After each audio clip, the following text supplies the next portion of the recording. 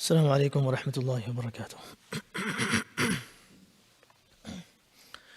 بسم الله الرحمن الرحيم. الحمد لله رب العالمين والصلاة والسلام على أشرف الأنبياء والمرسلين سيدنا محمد وعلى آله وصحبه أجمعين.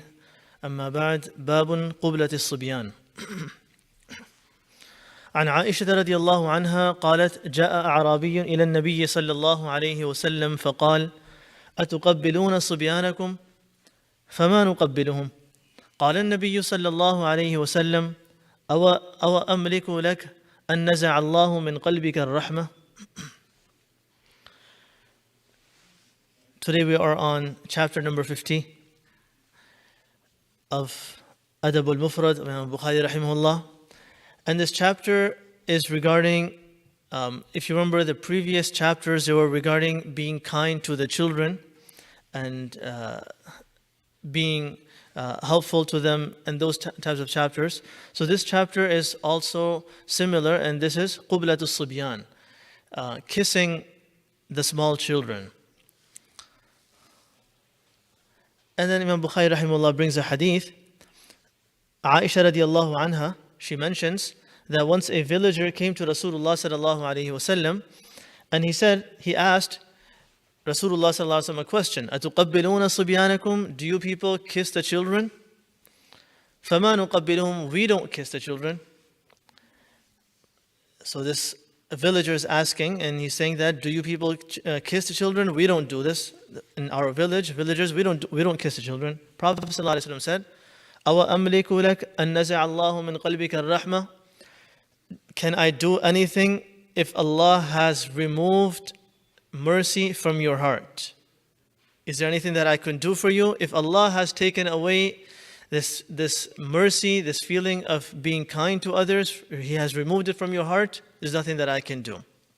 And I cannot give you enough reasoning to kiss the children and to show love to children if Allah has already taken out this etiquette of being kind and having mercy for others. This hadith tells us few things, few lessons that we can learn here. One is, kissing small children is a sign, it's a proof of showing love to them. And Rasulullah sallallahu alaihi wasallam, he always used different ways to show love, especially to the children. And this is one of the ways he used to show his love to his children, not just his grandsons and the family members, but even any children. He would see a child, and he would kiss them. And this was to show his love to the children. And this is why we see many ahadith where the children were so attached to Rasulullah sallallahu alaihi wasallam, not just his own family children, any children. They were so attached. Nowadays, people give candies and stuff to attach the child. Prophet ﷺ didn't need to do that. His love for the children was such that the children automatically were attached and close to Prophet ﷺ. And then, second hadith Imam Bukhari rahimahullah is bringing here. Abu Hurairah radiallahu anhu قال: قبل رسول الله صلى الله عليه وسلم حسن بن علي وعنده الأقرع بن حابس التميمي رضي الله عنه جالس، فقال الأقرع رضي الله عنه: إن لي 10 من الولد ما قبلت منهم أحدا. فنظر إليه رسول الله صلى الله عليه وسلم ثم قال: من لا يرحم لا يرحم. Abu Hurairah رضي الله عنه narrates that once Rasulullah صلى الله عليه وسلم kissed his grandson Hassan bin Ali رضي الله عنه. And next to Prophet ﷺ was sitting Aqra' bin Habis radiallahu anhu, another Sahabi by the name of Aqra' bin Habis radiallahu anhu. He was sitting next to Rasulullah ﷺ. So he said, I have 10 children. I haven't kissed even one of them. ما قبلت منهم أحدا. I haven't kissed even one of them. Prophet ﷺ looked at him and he said, whoever will not show mercy, he will not be shown mercy to also. If you don't show mercy to someone, to others, Allah will also not show mercy to you. And we find this message of this hadith in many different ahadith. irhamu man fil ard yarhamukum man fis sama. A very famous hadith that have mercy on those who are on the earth. The one who is in the heavens will have mercy on you. So us showing rahmah, showing mercy, showing kindness to others, it's a way of getting the mercy of Allah. We make dua, Ya Allah, have mercy on us. The easier and a guaranteed method is have mercy on someone else. Automatically Allah's mercy will come onto you. Help others, be good to others, be kind to others, and whatever you do good to that person, Allah will give you whatever you're giving to this person.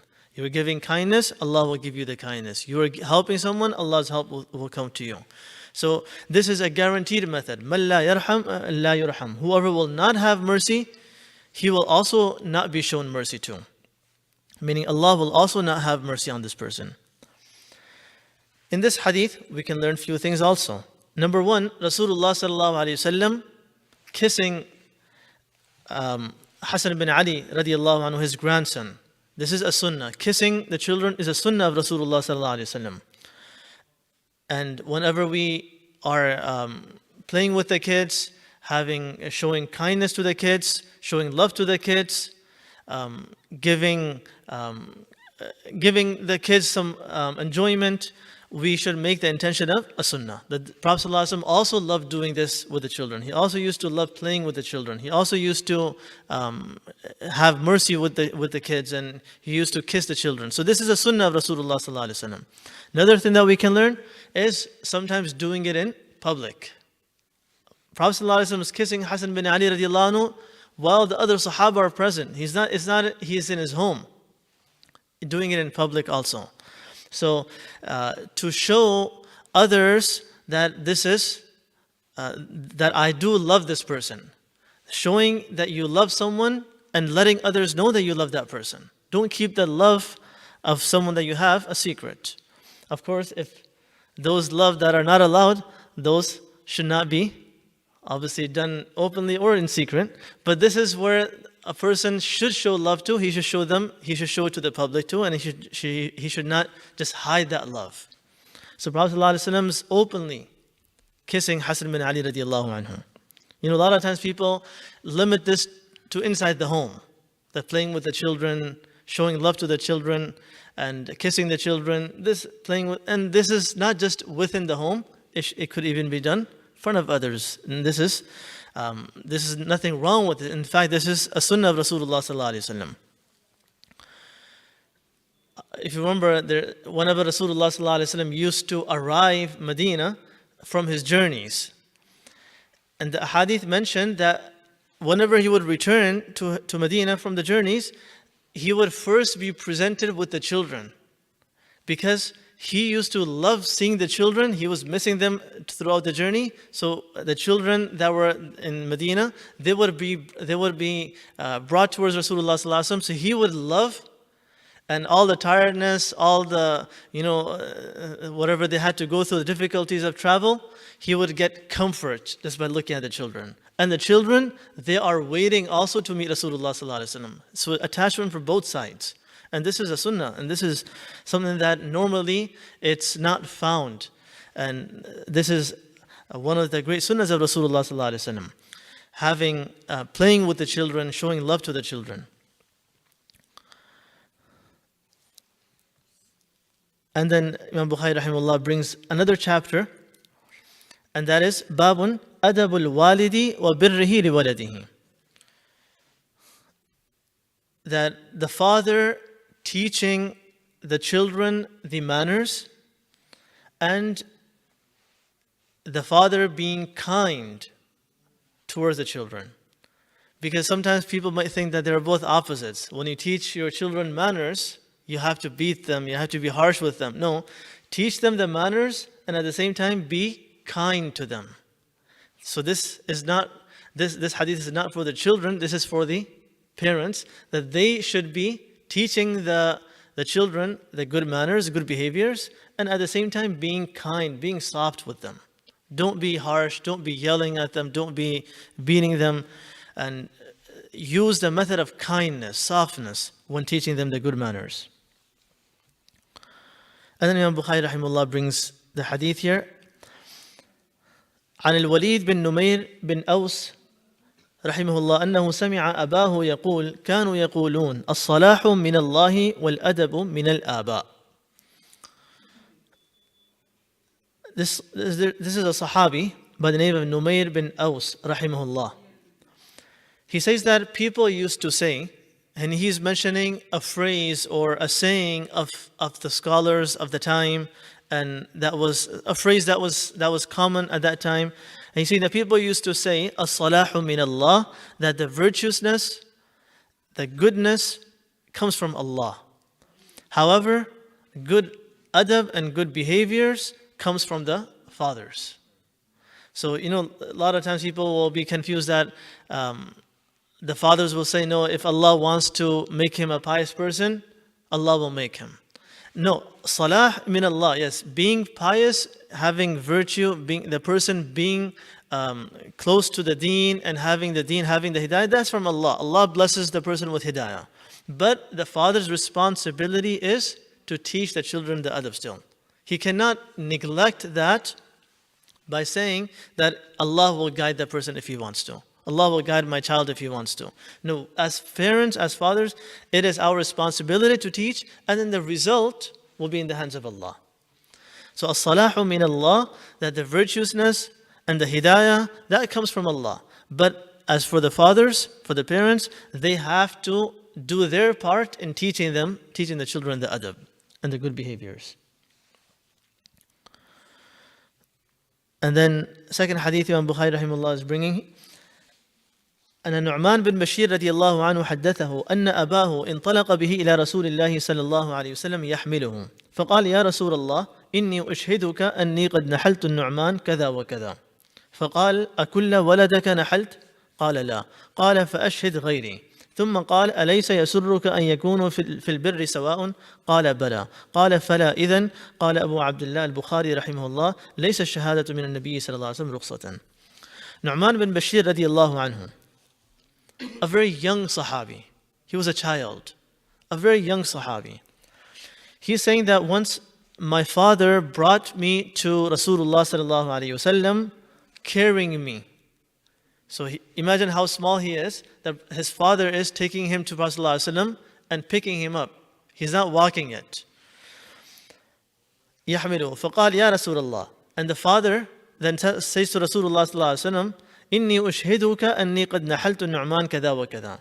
I want to make you my witness that I have given my son Nu'man, my young child, Nu'man, I have given him a certain gift. كذا وكذا, whatever that was, he did not mention specifically what it was, but he's just saying that my father said, Ya Rasulullah, I am making you a witness. It might be like a house, maybe like a land or something, whatever it may be, that I'm giving this as a gift to my son Nu'man. Prophet ﷺ asked, أَكُلَّ وَلَدَكَ نَحَلْتَ? Have you given this type of gift to your other children too? قَالَ لَا. The father said, no. I'm only giving this child Nu'man this gift. Other children I have not given them this type of gift. قَالَ فَأَشْهِدْ غَيْرِي. Prophet ﷺ then said, then make someone else a witness. Meaning, don't make me a witness. This hadith doesn't mention the other part. There's addition to it that other narrations have, and that is Prophet ﷺ said, because this is dhulm, this is wrong, that you're not being equal with your children, don't make me a witness on dhulm. You're doing something wrong, you're doing dhulm on your children by not treating them equally, so don't make me a witness on this type of matter.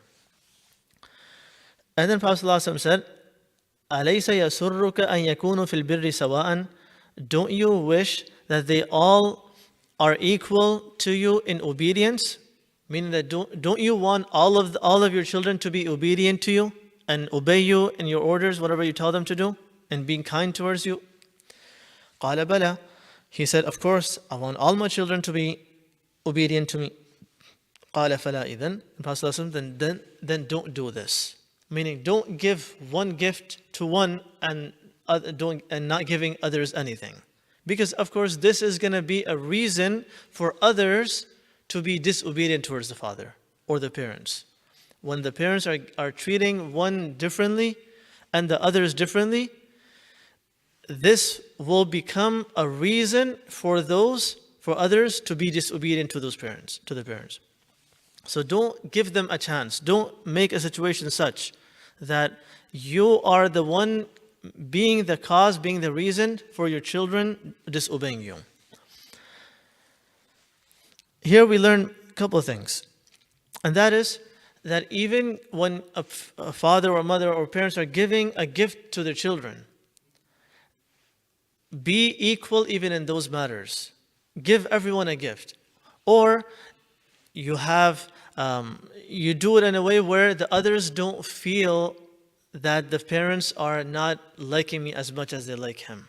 This is the feeling that the children will have. That you give one child something and the others you did not give. The other children will feel that my parents, they love him, but they don't love me. And you don't want to be the cause, as parents, you don't want to be the cause of showing the children that you don't love them. Though you might love them, but this giving gift to one is proving something different. It's showing something different. So though that might not be in your heart, but the children will feel it that way. And you don't want to be the reason of them not being obedient to you and disliking you. There's another narration in Surah Al-Bayhaqi, similar, when there was a Sahabi who was sitting next to Rasulullah sallallahu alaihi wasallam, and while he was sitting, the Sahabi's son came, a small child. He came, so this father he picked up his son and he kissed him and he placed him on his lap. As a small child, he placed him on his lap. And little later, his daughter came.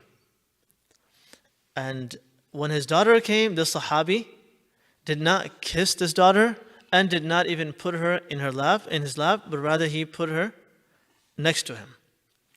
Prophet ﷺ said, at that time he said, that you are doing wrong by not being equal to your children. You kissed one and not the other. You put one in your lap and not the other. Why didn't? Then Prophet ﷺ asked, you could have put your daughter on the other side of the lap too. So treating the children differently is going to be a reason, and in fact this is one of the major reasons to turn the children away from the parents when the parents are not equal with their children.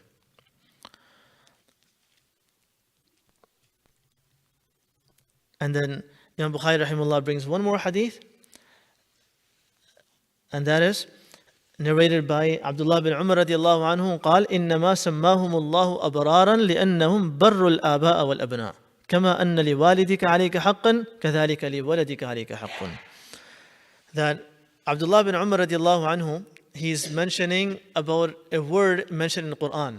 In many places in the Quran, this word abrar is used.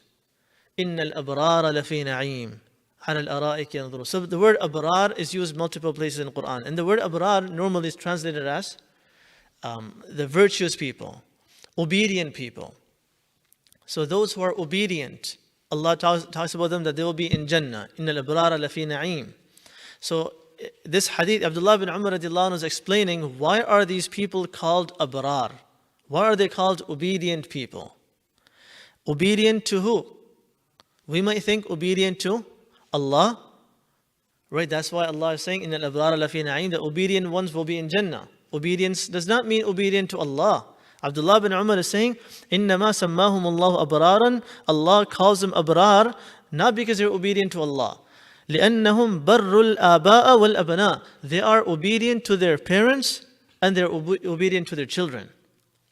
So here we learn one more thing. That is, a person has to be kind, obedient to his parents as well as his children. This is normally forgotten. That we think that our children need to respect us, be obedient to us parents. But the parents also have to be obedient to the children. Look after their needs and be kind to them. So barrul aba wal abna, being obedient to the parents and also being obedient to the children. These are the true abrar, the ones who are given all of those glad tidings in the Quran. And then Abdullah bin Umar says one more thing. He says, just as there are rights for the children upon the father, upon the parents, there are also rights upon the parents for the children. There is rights on both sides. Just like the children's rights for the children have to obey their parents, not disobey them. Whatever they say, follow it. Don't talk back to them.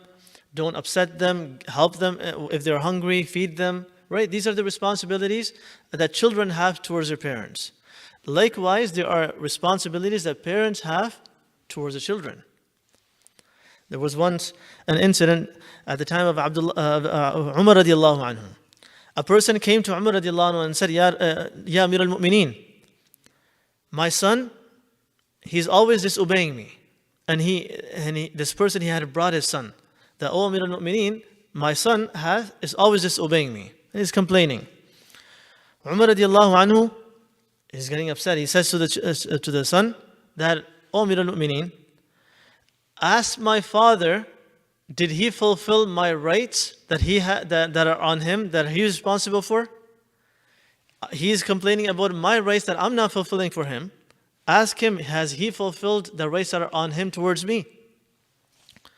So, and then Umar radiallahu anhu said, he asked the father, did you fulfill his rights? All the rights that as a parent you have to take care of your children. Did you fulfill all of those rights?